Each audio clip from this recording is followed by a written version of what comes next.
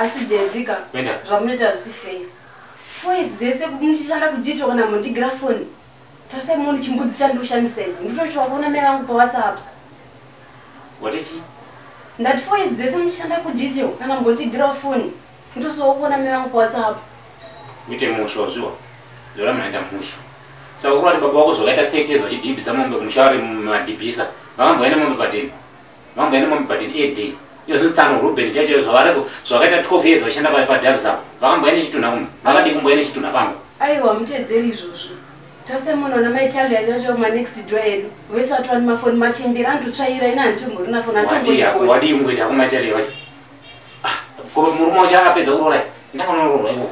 Kwanti ndimbaba yemushairi saka muda ndidiwe. Baba wako asi baba musha. Ndakasiyana nawe ini. Baba wako asi baba musha. Baba wako zvarodhibhisa mombe kumusha vari kudi mazoti havana ngombe dzacho mazoti havana. Ndo zvandiri kotsana vari kudi kutora chituna kubasa kwako Dabza omboenza kudini. Chituna iPhone here. Handitoda kuona mai vangu pa WhatsApp. Zvinhu zvokubasa nezvokubasa zvokumba nezvokuma. Saka imuchiradzeka kuti muri kubasa naye vedu. Mumboyaone something zuva rimwe chete zvaro rakadai. Muri papa ruzivo.